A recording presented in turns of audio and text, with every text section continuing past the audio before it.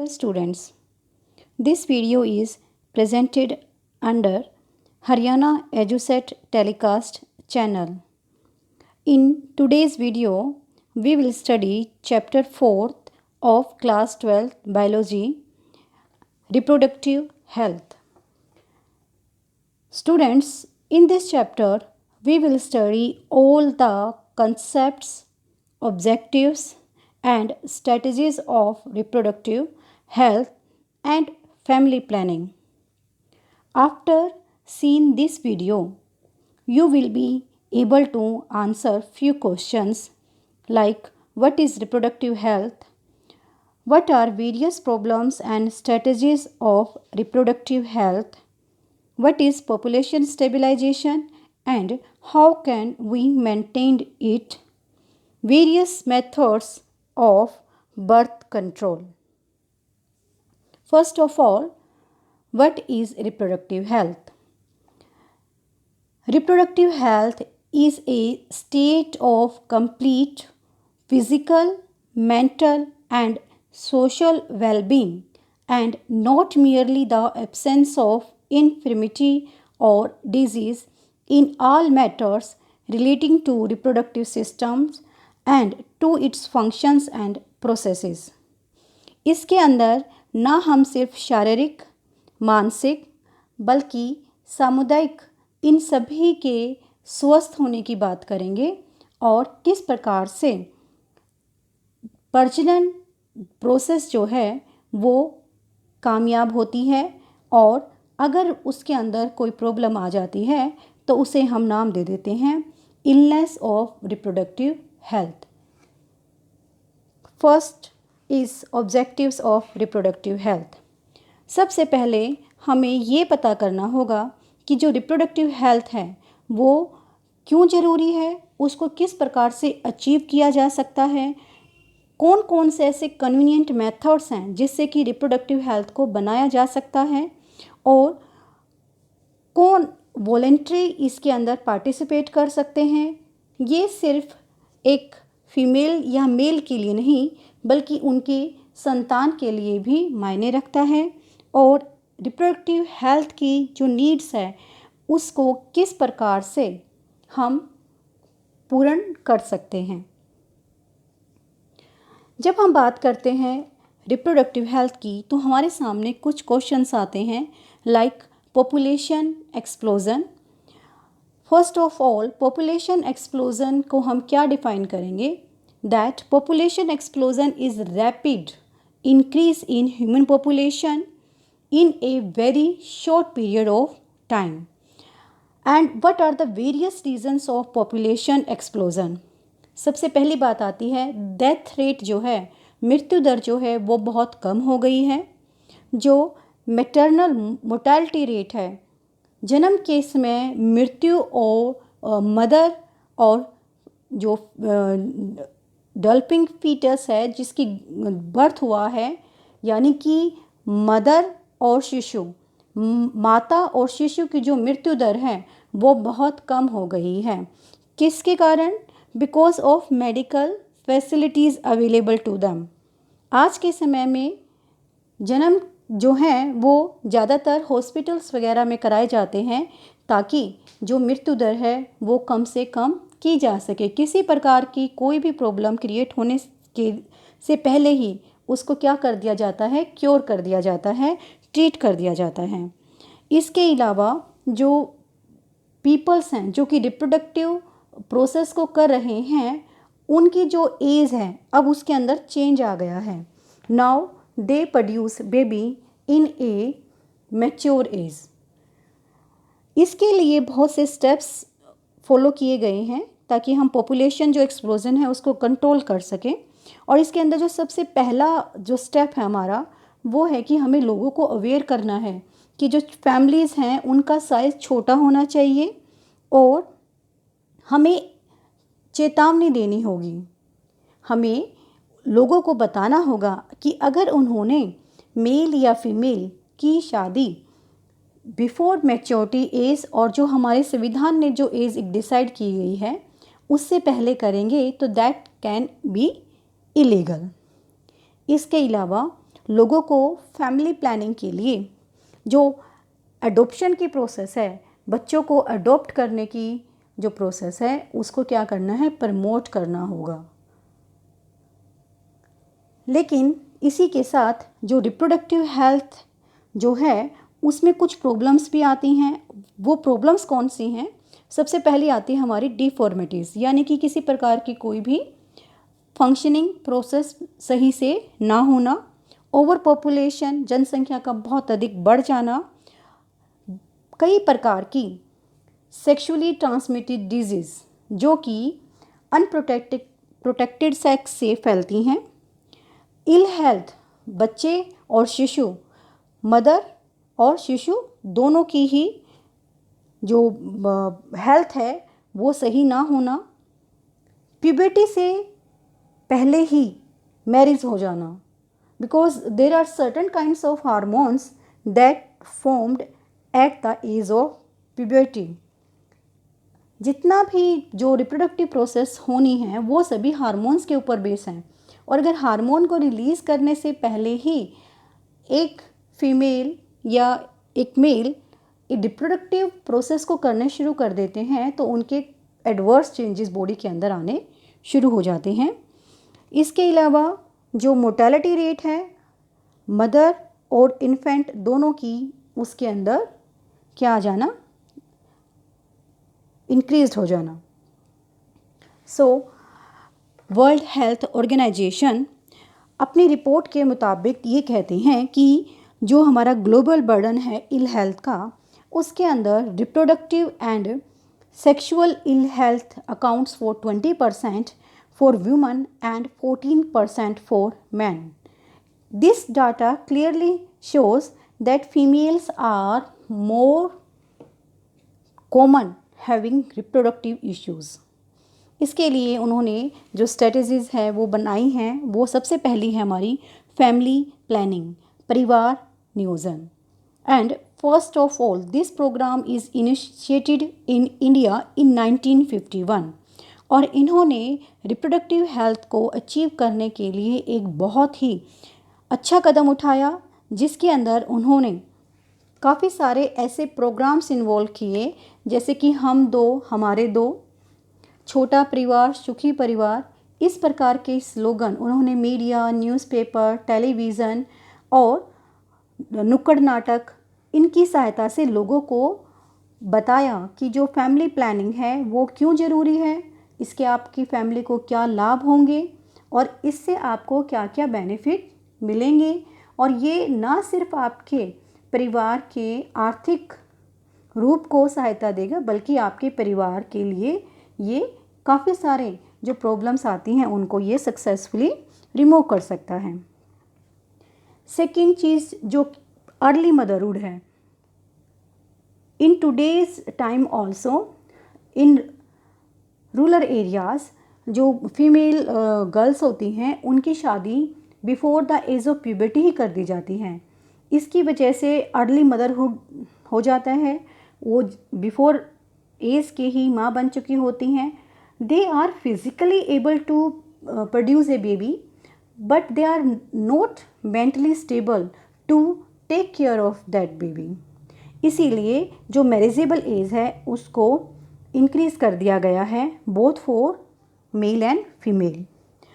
Third जो step आता है that is proper medical care. World health organization ये कहता है कि every year near about 3,58,000 women die due to complications related to pregnancy and childbirth. 99% जो डेथ्स होती हैं स्पेशली वो पुअर जो लोग होते हैं, गरीब जो लोग हैं जिनको फैसिलिटीज़ नहीं मिल पाती हैं, उनके साथ ये प्रॉब्लम्स आती हैं। तो इसको अवॉइड करने के लिए उन्होंने स्किल्ड मेडिकल प्रोफेशनल्स को हायर करने के लिए बोला है और ये सिक्योर करने के लिए बोला है कि प्रॉपर मेडिकल केयर दी जाए। जो reproductive and child care health जो हमारा एक यूनिट है जिसके अंदर हम RCH जिसे हम बोलते हैं, इसके अंदर ये सुनिश्चित करना होगा कि इंडिया के अंदर कोई भी बच्चा ऐसा ना हो जिसको मदर और डेवलपिंग जो इन्फेंट है, फीटस है, उसको प्रॉपर केयर ना मिले। Fourth point is awareness. लोगों को अवेयर करना होगा, लोगों को समझाना होगा कि क्यों रिप्रोडक्टिव हेल्थ भी उतनी ही ज़रूरी है जितना कि हमारी शारीरिक और मानसिक स्वास्थ्य ज़रूरी है। Fifth is sex education. Sex education को इंट्रोड्यूस करना होगा ना सिर्फ हमारे एक अडल्ट एज में, बल्कि जो एडोसेंट एज है, जब जो स्टूडेंट्स हैं वो स्कूल में जाते हैं, इन एल्डर क्लासेस, इन 11th 12th 9th 10th, उनके सिलेबस में ही ये इनकॉर्पोरेट करना होगा कि सभी बच्चों को सेक्स एजुकेशन दी जाए। ये ना सिर्फ बच्चों की सेक्स एजुकेशन ना सिर्फ उनकी हेल्थ के लिए है, बल्कि उनकी जो मेंटल जो थिंकिंग है about sex, about certain myths, उनको दूर किया जा सके और they can perform sexual activity at a correct age. Six point is assist to reproductive and sexual health. Family planning की काउंसलिंग के समय ही या बच्चे के जन्म से पहले और बाद में, डिलीवरी के टाइम पर, या फिर जो इनफर्टिलिटी है, बांझपन जिसे हम कहते हैं, उसकी ट्रीटमेंट के टाइम पर, या फिर अबॉर्शन कुछ केसेस में जहाँ पर ज़रूरी होता है, या कुछ केसेस में जहाँ पर जानबूझ के किया जाता है वहाँ पर, या फिर जो सेक्सुअली ट्रांसमिटेड डिजीज़ हैं like HIV, AIDS, breast cancer, ये जो सभी हैं, इनको क्या करना है, इनके लिए एक मेडिकल यूनिट जो है वो बनी जानी चाहिए, उनको ये हेल्प दी जानी चाहिए। अगर कोई इन सब प्रॉब्लम से कहीं ना कहीं ग्रस्त है तो उसकी एक हेल्प की जानी चाहिए। Seventh point and the most important point particular to this chapter is birth control devices. Birth control devices are nothing but to control birth. Birth को कंट्रोल करने के लिए हम जो भी यंत्र यूज़ करेंगे उसी का नाम बर्थ कंट्रोल डिवाइसेस हो जाता है। एंड ये कौन यूज़ करेगा? जो कि फर्टाइल एज में होंगे, जो कि बच्चे पैदा करने की क्षमता रखते हैं, और उनको बच्चों के बीच में या तो अंतर रखना है, या बच्चे उनकी फैमिली कंप्लीट हो गई है और उनको बच्चों को अब आगे प्रोड्यूस नहीं करना है, तो उसके लिए वो क्या मेथड्स यूज़ करेंगे? Birth control methods. Next is to prevention of sex abuse and sex related crime. As you know, there are many social evils that are controlled by proper law and order and public awareness, like rape.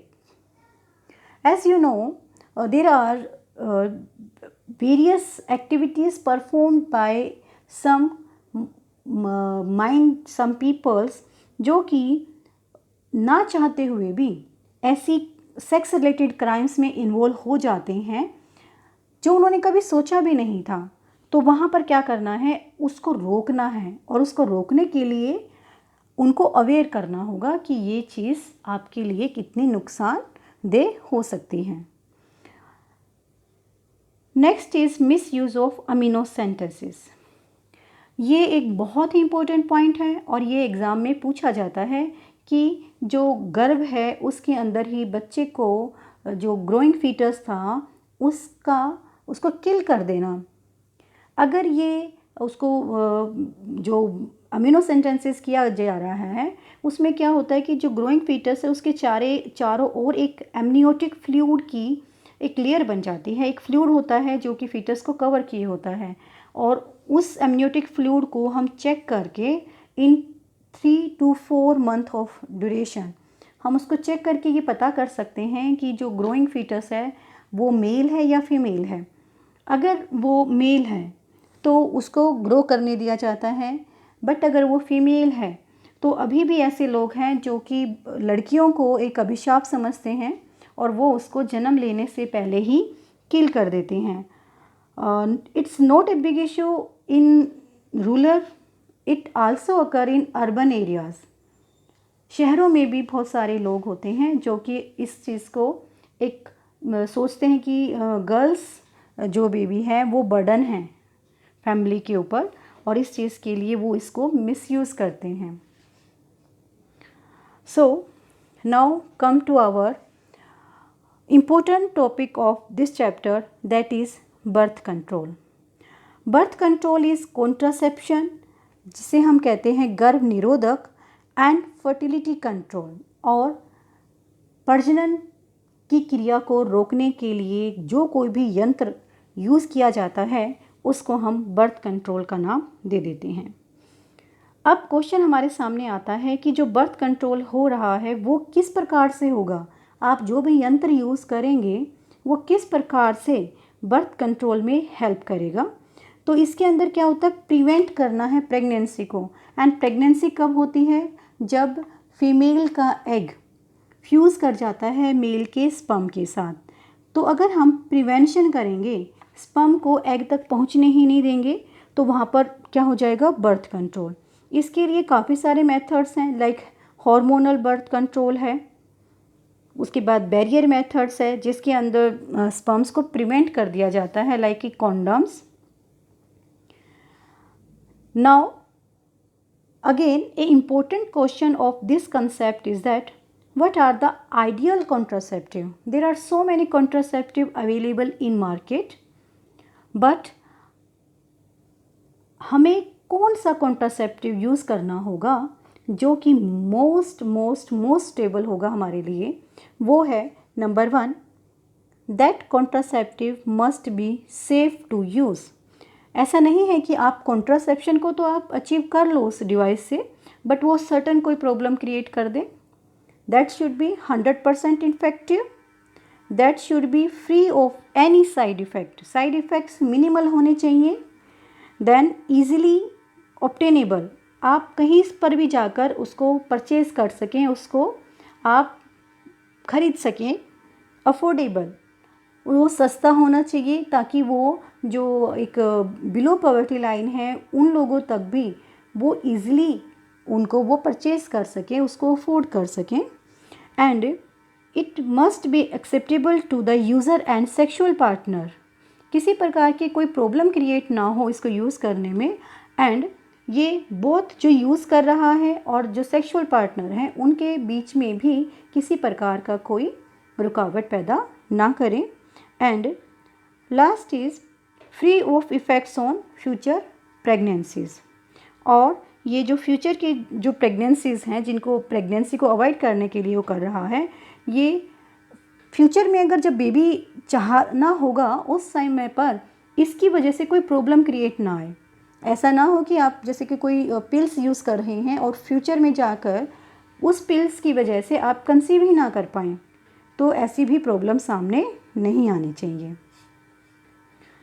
So various methods of contraceptions are, number 1 natural methods, number 2 devices, 3 injections, 4th pharmaceutical types, and 5th is permanent and surgical methods.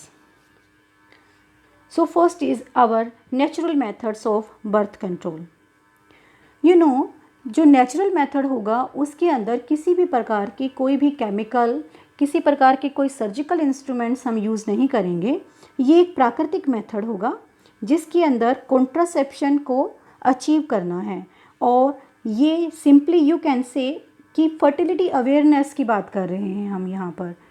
अगर किसी को ये पता है कि fertility awareness हमें पता चल जाए, एक फ़ीमेल की हमें साइकिल पता चल जाए, मेंस्ट्रुअल साइकिल, तो हम इजीली ये काउंट कर सकते हैं कि जो एग रिलीज़ होगा वो मिड साइकिल होगा।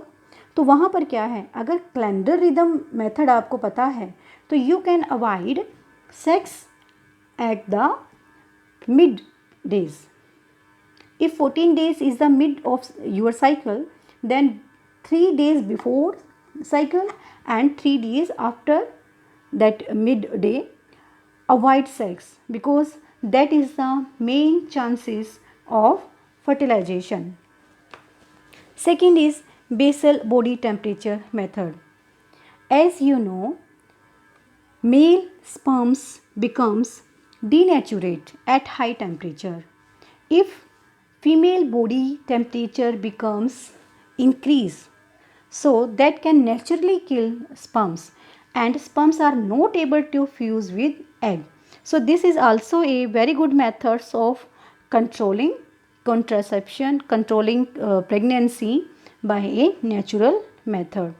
There are some advantages, as you know, ये सभी जो दोनों मेथड्स हैं, इन दोनों ही मेथड में किसी प्रकार का कोई भी कॉस्ट नहीं लग रही है, किसी प्रकार की कोई हेल्थ केयर यहाँ पर यूज़ नहीं, हमें विज़िट करने की ज़रूरत नहीं पड़ रही है, एंड यहाँ पर कोई भी डॉक्टर या नर्स वगैरह से हमें कोई भी सहायता लेने की ज़रूरत नहीं पड़ रही है. बट इसका एक बहुत बड़ा डिसएडवांटेज वो क्या है, दैट सम टाइम जो नेचुरल मेथड्स होते हैं वो फेलियर दिखाते हैं, बिकॉज कई बारी इम्बैलेंसिंग ऑफ साइकिल और irregularity of cycle, you can't able to detect that what is the midday of your cycle. So उसमें जो डेट्स हैं जो वो आगे पीछे होने के कारण आपको पर्टिकुलर कैलेंडर रिदम मेथड आपका फेल हो जाता है और वहाँ पर प्रेगनेंसी होने के चांसेस रहते हैं.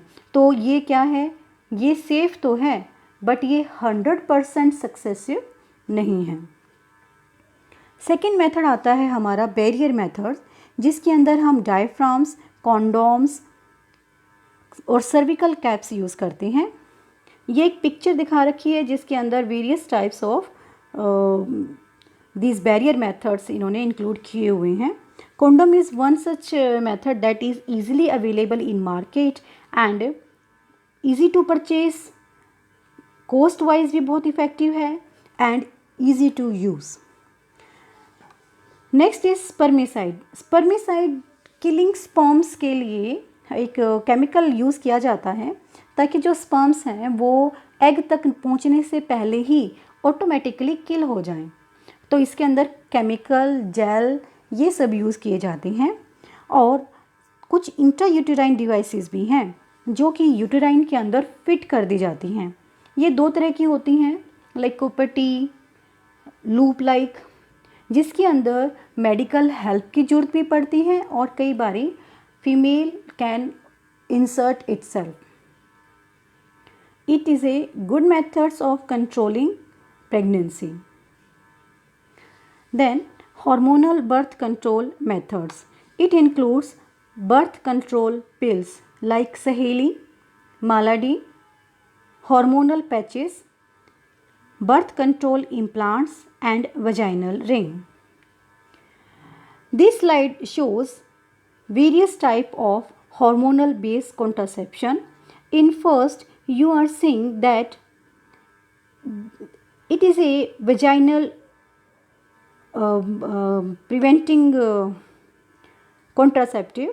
In it, oral contraceptive pills that have progestin hormone and that not fit that environment for fertilization. ये उस एनवायरनमेंट को क्रिएट होने से पहले ही ख़त्म कर देती हैं जहाँ पर फर्टिलाइजेशन को होना था. Because fertilization is also not a easy process. It take time and energy both. But these pills kill that environment where fertilization took place. Next is contraceptive patches. You shown a female that is having a patch on her belly area where that contraceptive patch stop or you can say prevent sperm and egg fertilization. Then vaginal ring, that is a flexible and small plastic vaginal ring that contain estrogen and progesterone hormone and it can insert inside vagina that can also prevent fertilization.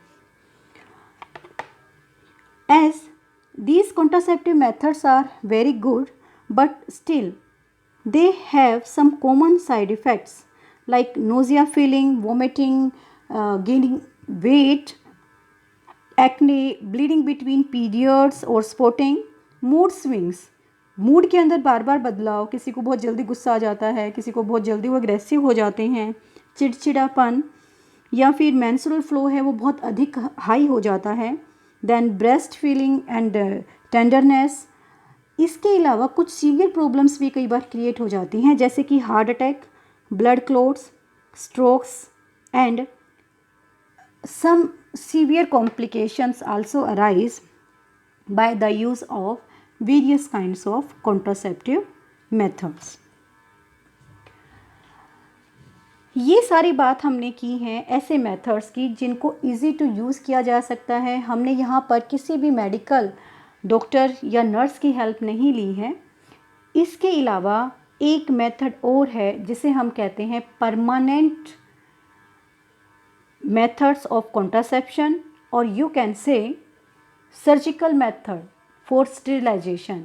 यहाँ पर हम surgery के द्वारा एक contraception को achieve कर रहे हैं, रिप्रोडक्टिव हेल्थ को अचीव कर रहे हैं, और इसके अंदर बात आती है vesicotomy and tubal ligation. So surgical method is basically of two type, vesicotomy and tubectomy. Vesicotomy, that is vas efferentia, and it occur in males, whereas tuberculotomy occur in fallopian tube. So it took place inside the female body. In case of vesicotomy or female surgical method, here sperms ducts हैं जिसके द्वारा जो sperms को carry किया जाना है उनको क्या किया जाता है, टाई किया जाता है और कट कर दिया जाता है। तो इट्स ए मेथड लाइक एक पोर्शन को बीच से टाई किया और जो बीच का जो एक्स्ट्रा पोर्शन था उसको कट कर दिया। अब जो दो ट्यूब्स हैं उनके बीच का पोर्शन अगर आप कट कर देंगे तो वो जो स्पर्म्स हैं वो आगे जा ही नहीं पाएंगे, तो फीमेल बॉडी के अंदर वो ट्रैवल नहीं कर पाएंगे। नेक्स्ट पॉइंट इज़, यहाँ पर जो स्पर्म्स हैं वो टेस्टिस को लीव ही नहीं करेंगे, वो वहीं पर रहेंगे और किल हो जाएंगे automatically. Then not normally reversible but extremely reliable. ये प्रोसेस जो है इसको आप रिवर्स नहीं कर सकते। There are some medical case history also जहाँ पर इसको रिवर्स किया गया है, but very few chances that इसको आप रिवर्स करके और फिर से प्रेगनेंसी को परफॉर्म करवा सकें स्पर्म्स के द्वारा, but it is extremely reliable. But ये एक बहुत ही अच्छा मेथड है, इसके अंदर किसी भी प्रकार की कोई भी असावधानी रहने के चांसेस नहीं होते। और सबसे बड़ी बात, it's a 2 to 3 hours operating like पूरा जो प्रोसीजर है उसके अंदर 2 to 3 आवर्स में हो जाता है, और उसी टाइम पर उसको घर जाने की अनुमति भी मिल जाती है मेल को, और वो अपनी सारी एक्टिविटीज़ को इजीली परफॉर्म कर सकता है। जब हम बात करते हैं फीमेल सर्जिकल मेथड की, तो यहाँ पर बात आती है ट्यूबिकोटोमी की, जिसके अंदर हम फेलोपियन ट्यूब को कट कर रहे हैं। अगर आपको थोड़ा सा भी वेजाइनल जो डायग्राम याद हो, फीमेल वेजाइनल पोर्शन का जो डायग्राम होता है उसके अंदर क्या आता है कि जो एग्स हैं वहाँ से एग रिलीज़ होता है और travelling through ampulla and that fallopian tube उसको यूटेरस के अंदर जाना होता है। तो फेलोपियन ट्यूब के अंदर ही क्या होता है, फर्टिलाइजेशन होती है, बिकॉज जो स्पर्म्स हैं वो ट्रैवल करते हुए वहाँ तक पहुँच पाते हैं। तो यहाँ पर फेलोपियन ट्यूब को कट किया जा रहा है। वहाँ पर हम किसको कट कर रहे थे, वहाँ पर वास डेफरेंस को कट कर रहे थे। तो ये क्या होता है, यहाँ पर हमने फेलोपियन ट्यूब को टाई किया एंड कट किया, और यहाँ पर कोई भी एग जो है वो आगे फर्दर पास डाउन नहीं होगा। So in this diagram you can clearly see that in vesicotomy, vas deferentia is tied and cut and make sperms to remain inside the testis, whereas in case of tuberculotomy or in female surgical method, here fallopian tubes are cut and tied so that this ovary when release any egg, they will not be able to move on to uterus. So students, hope you understand all the topics of reproductive health, problems, population explosion and birth control methods. So stay with us. Thank you.